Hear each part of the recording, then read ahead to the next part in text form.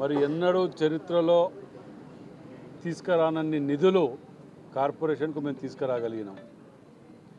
మొన్న 3-4 నెలల కింది వరకు కూడా కార్పొరేషన్లో కాంట్రాక్టర్లకు రూపాయి అప్పు లేకుండా క్లియర్ చేయగలిగిన మొట్టమొదటిసారి. మొన్న వరదలు వచ్చినప్పుడు ముఖ్యమంత్రి గారిని 24 గంటల్లోపటి మేము తీసుకురాగలిగినాం.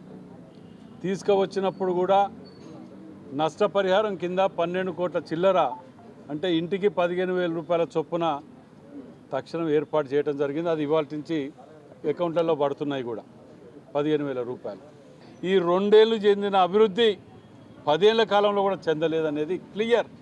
ఎందుకంటే కేవలం గతంలో పర్సంటేజ్ల గురించి కకృతిపడో, వాళ్ళ స్వార్థాల గురించి కకృతిపడో, ఓట్ బ్యాంక్ పాలిటిక్స్ గురించి కకృతిపడో గతంలో ఉన్న శాసనసభ్యులు ఎంత దిగజారుడికి పోయిందనేది గత 10 ఏళ్లకు ఈ 2 ఏళ్లకు వ్యత్యాసం చూస్తే తెలిసిపోతుంది.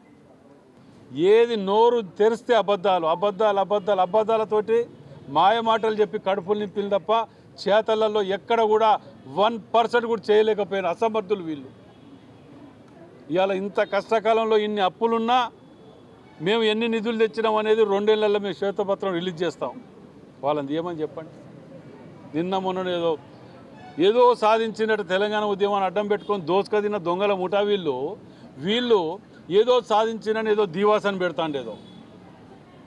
ఎంతసేపు సెంటిమెంట్ తోటి ప్రజలను ఆకర్షించడమే తప్ప అభివృద్ధిలో భాగస్వాములు ఏ రోజు కాలేదు వీళ్ళు. అభివృద్ధి నిరోధకులు. వరంగల్ పట్టణాన్ని సర్వనాశనం చేసి ఇలా ఖమ్మం కరీంనగర్ ఏ విధంగా యూజ్ చేసుకునే ఫండ్స్ మనం ఎందుకు చేసుకోలేకపోయినాం? 10 ఏళ్లల్లా స్మార్ట్ సిటీ ఫండ్స్కు జవాబు చెప్పగలుగుతారా? ప్రజలకు క్షమాపణ చెప్పి ముక్కు నేలకు రాయాలి. వీళ్ళని లోపల జైళ్ళల్లో పెట్టాలి. ఎందుకంటే స్మార్ట్ సిటీ ఫండ్స్ అని వెనుకకు పోయినాయి వీళ్ళ కారణం వల్ల. ఎంత దౌర్భాగ్యం, ఎంత దుర్మార్గులు అంటే వీళ్ళు స్మార్ట్ సిటీ ఫండ్స్ని ప్రాపర్గా యూజ్ చేసుకోలేక వీళ్ళ కమిషన్ల కకృతి గురించి మ్యాప్లు వస్తాయి, అవి వస్తాయి, ఇవి వస్తాయని దాటేసుకుంటూ వస్తే మేము 2 ఏళ్లలో వీలైన కాడికి క్లెయిమ్ చేయాలి కదా అని చెప్పి ఎంత ప్రయత్నం చేసినా ఎంతగానో చేయగలుగుతాం 2 ఏళ్లలో?